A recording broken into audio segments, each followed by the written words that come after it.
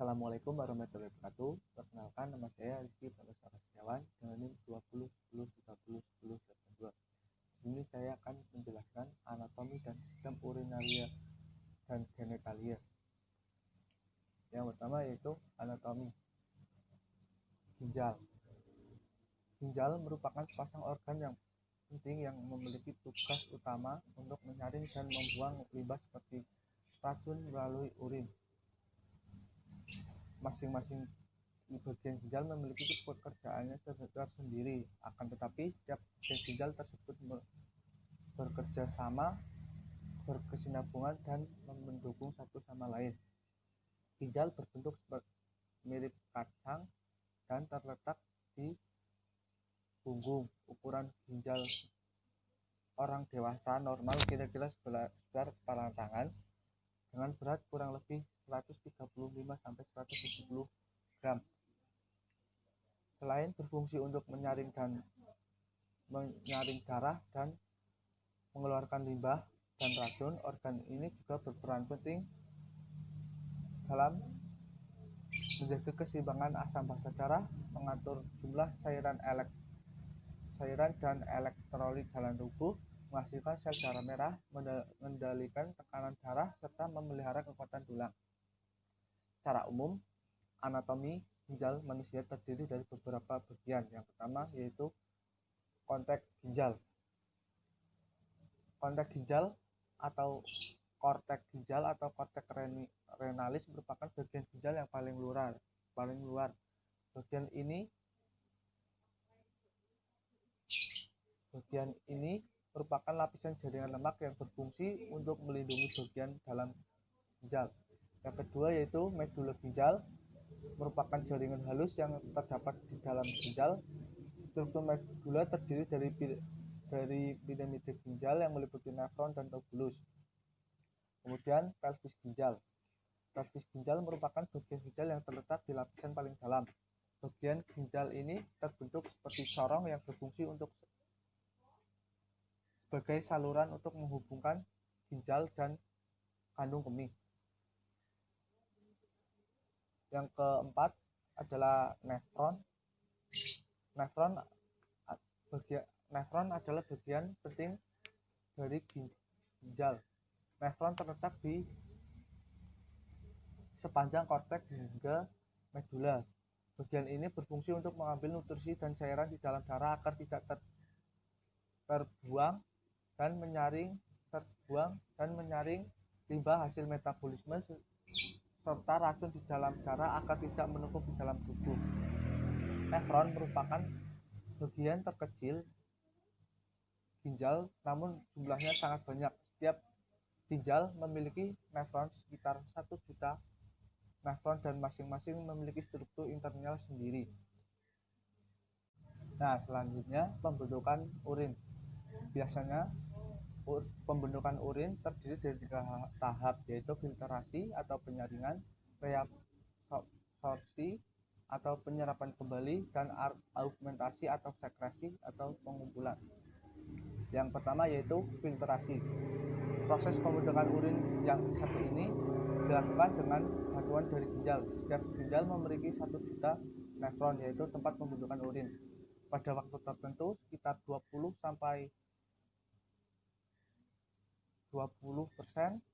dari darah akan melewati ginjal untuk disaring. Hal ini dilakukan agar tubuh menghilangkan zat-zat sisa metabolisme atau limbah dan menjaga keseimbangan cairan, pH darah, dan kadar darah.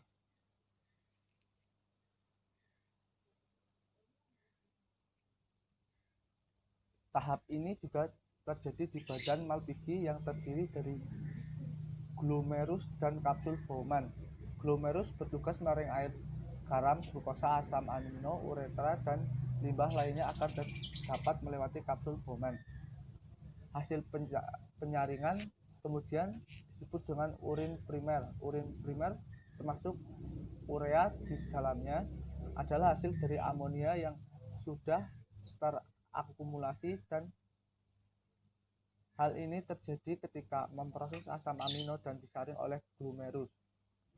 Proses selanjutnya yaitu reabsorpsi atau penyerapan kembali. Proses ini adalah penyaringan ulang. Sekitar 40-43 galon cairan melewati proses filtrasi, namun sebagian besar akan diserap kembali sebelum dikeluarkan dari tubuh. Selanjutnya, tahap ketiga yaitu sekresi atau augmentasi. Sekresi adalah tahap akhir dari proses pembentukan urin. Beberapa zat mengalir langsung dari darah sekitar tulus distal dan tulus pengumpul ke tulus tersebut.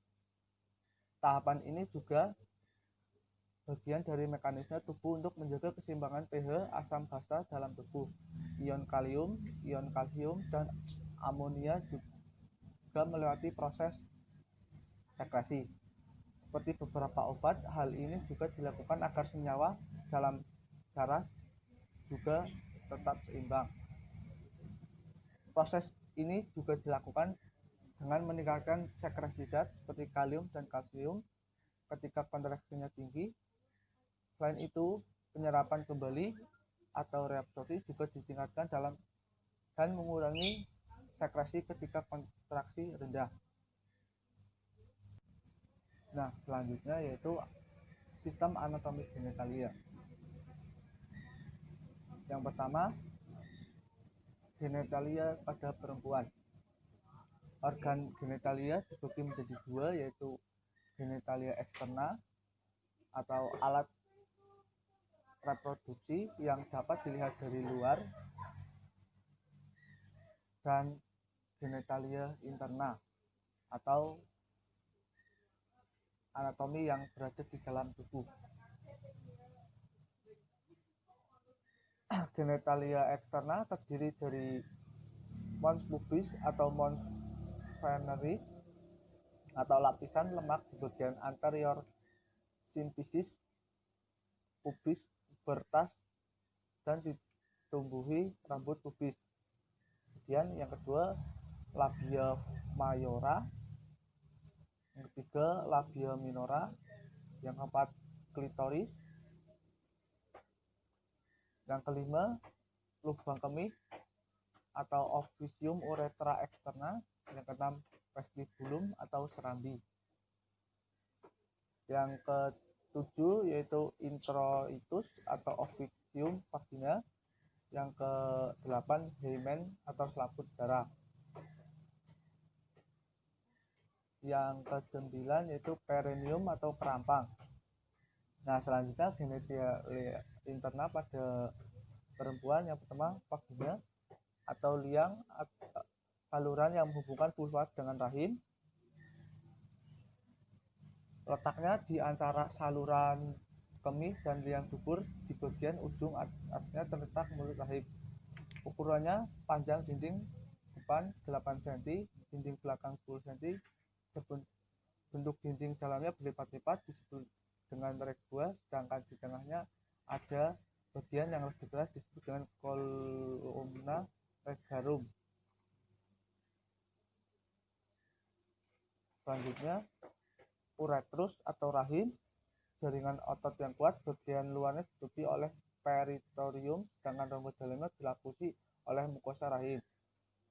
Dalam keadaan tidak hamil, rahim terletak pada rongga panggul kecil di antara kandung kemih dan dubur. Bentuk uretrus seperti bola lampu dan gepeng. Rongga uretrus terdiri dari 3 bagian besar, yaitu badan rahim atau corpus uteri, leher rahim atau cervix uteri, dan rongga rahim atau cavum uteri. Bagian rahim antara kedua panggul tuba disebut dengan fundus uteri.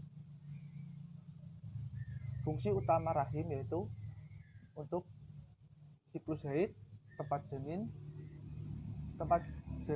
untuk tumbuh dan berkembang, kontraksi terutama sewaktu bersalin dan sudah bersalin. Kemudian ada tuba falopi. Saluran telur atau tuba falopi adalah saluran yang keluar dari kornu rahim kanan kiri, panjangnya sekitar 12-13 cm, diameternya 3-8 mm.